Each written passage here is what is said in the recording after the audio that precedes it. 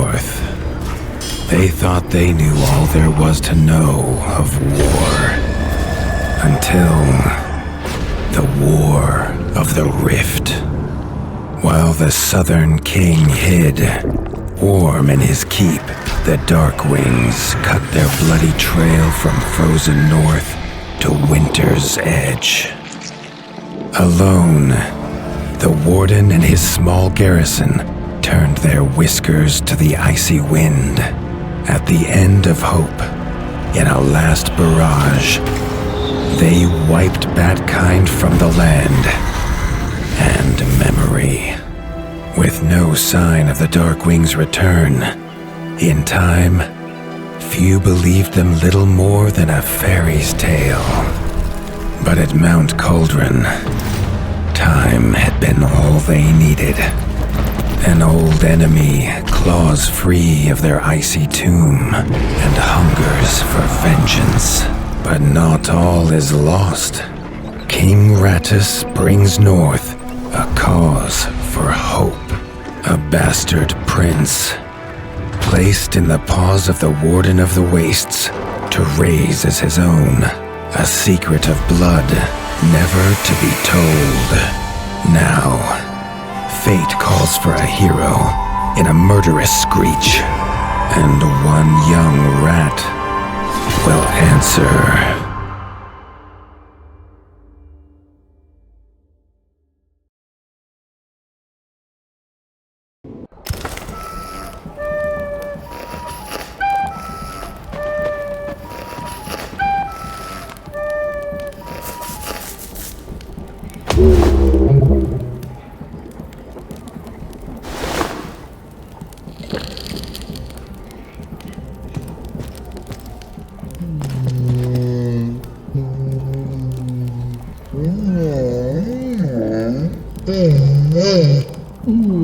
The stomp of his father's boots on the stair was how every morning began for Arlo.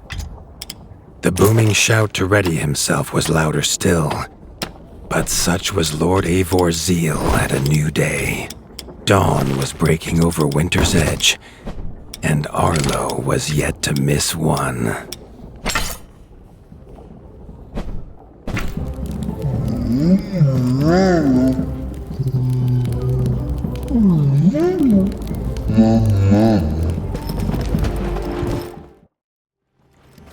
The castle echoed with the horns of the returning hunters, bringing their night's bounty. Arlo's little heart quickened to hear it. The only thrill to be found inside the high walls was a hunter's tales of what lay beyond them. Arlo tells himself it's a good life here in Winter's Edge. The bustling of contented ratfolk, the crisp mountain air, and without the endless scourge of frogs the southerners suffer. Why should he want for more? Arlo has no memory of his mother, but Hilda's food was a true taste of maternal kindness. With the right ingredients, she would make meals nourishing to body and soul. Tiki's shop was perhaps Arlo's favorite, as the shopkeeper had wares from far and wide.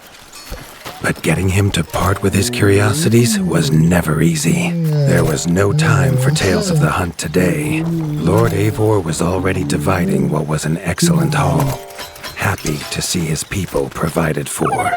Arlo longed only to join the hunt, to see the ratdom or even the lands beyond. His father called it a fool's wish. Arlo's destiny was unshakable, much like the keep that would become his by birthright.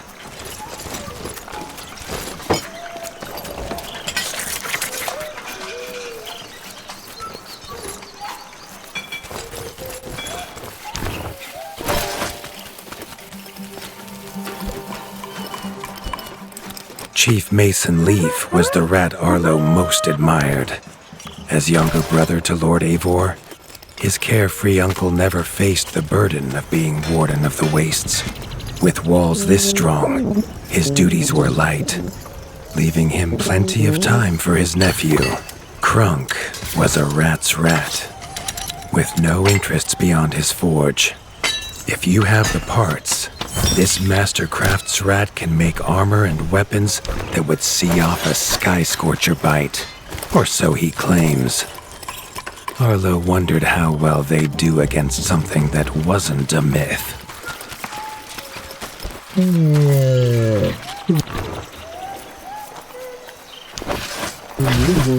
The hunters had brought unwelcome news. A family of the reviled creatures ratfolk called backstabbers had moved into the wastes. Eivor told his son to fetch his weapons.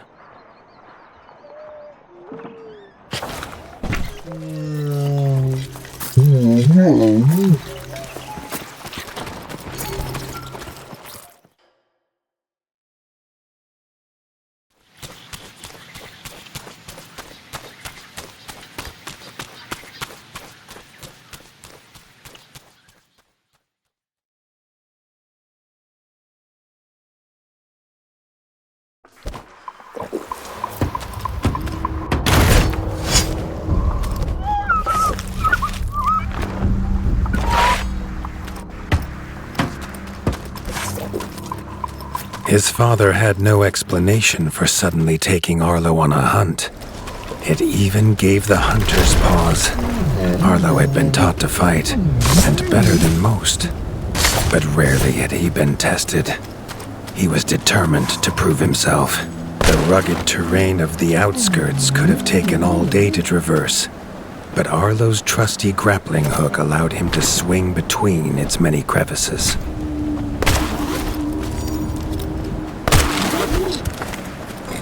Arlo liked the feel of a sharp axe cutting through the vines. The wilds were part of his home, and nothing in them would frighten him. The famous frostberry bushes of the wastes were in full fruit already. Their juice made a healthy tonic, though Lord Eivor preferred them fermented. His father was a sturdy rat, built for strength, not speed. So Arlo found it curious that he challenged him to a race. The prospect of the hunt had filled Lord Eivor with a vigor that his son had not seen in years, or at least since breakfast. A warden fights the hardest battles, he told Arlo, and needs the sharpest blade. With that, Eivor gifted Arlo his own sharpening whetstone. Whether these beasts were named for their spines, or for some past unforgivable deed, no rat knew. Either way, Arlo was about to find himself at the pointy ends of this brood. Even young backstabber red attacks were brutal, but a well-timed dodge would see Arlo escape unscathed.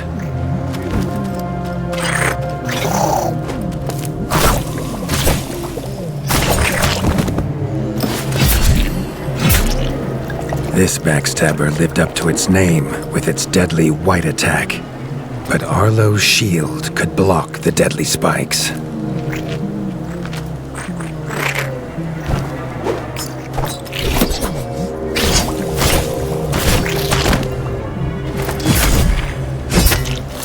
This young one used vicious yellow attacks. Arlo had to time his parries perfectly.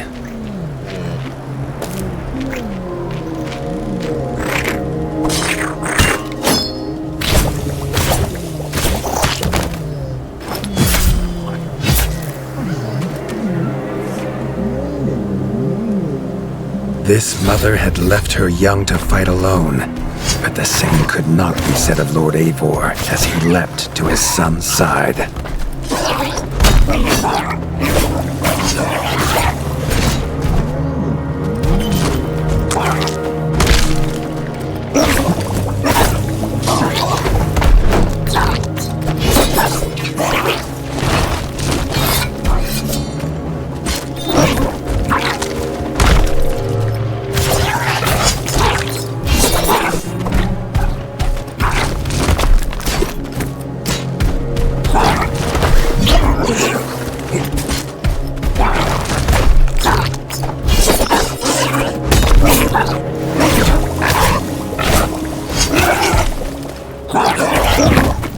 It was Lord Eivor's mighty blade that took her head, but the fight was won together.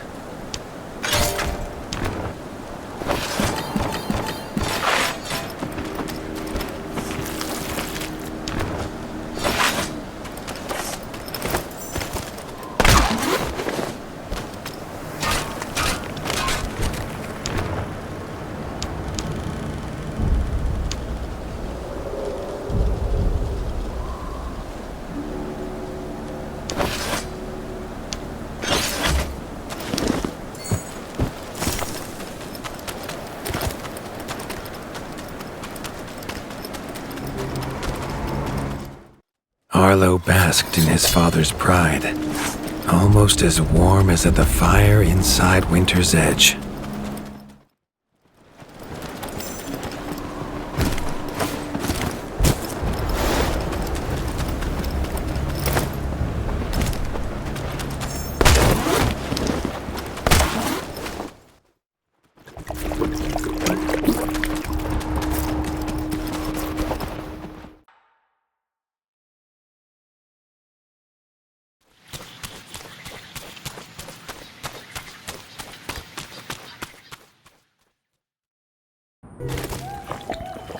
Triumphant and keen to tell the tale of his son's victories, Lord Eivor said to a night of drinking with the elders.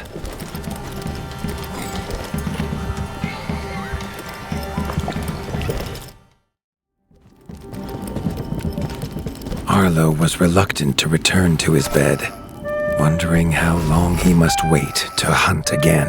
The booming footsteps that woke him this time were nothing like those of his father.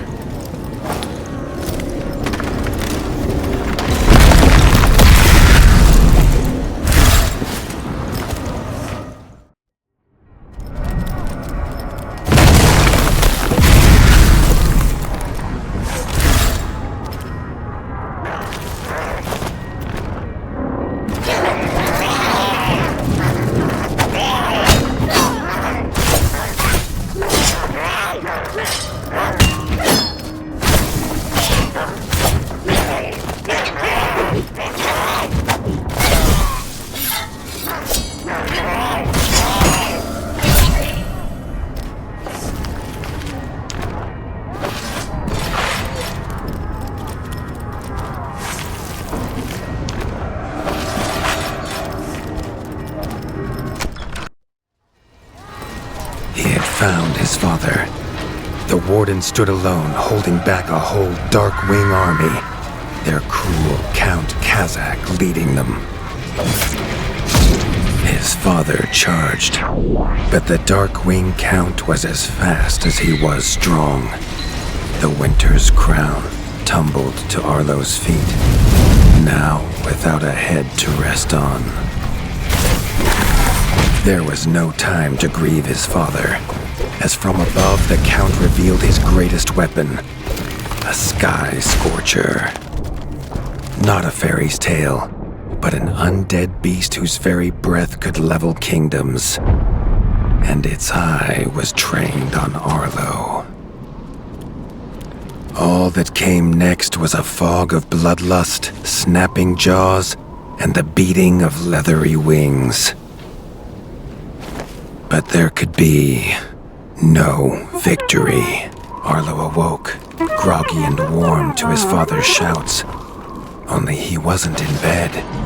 The warmth was from the fire that had engulfed Winter's Edge, and the shouts were his uncle's, the only other survivor of the...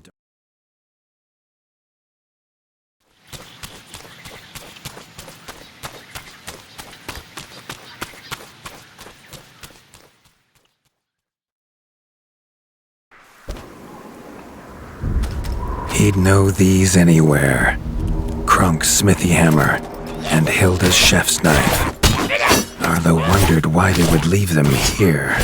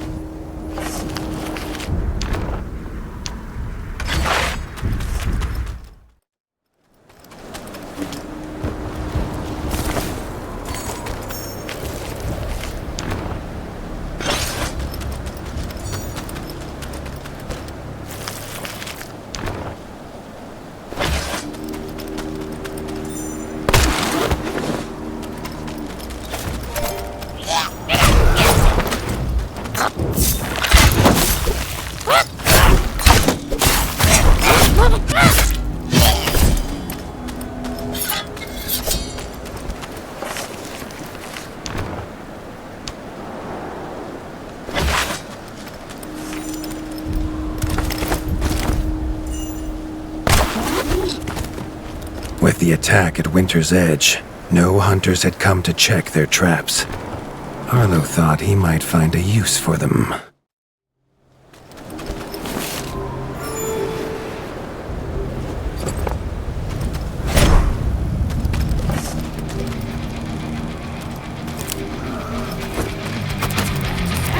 Arlo had found the reason his friends had fled. The taunting shrieks revealed that this was Baron Frostovic, son of the Darkwing who took his father, and therefore a perfect target for his revenge.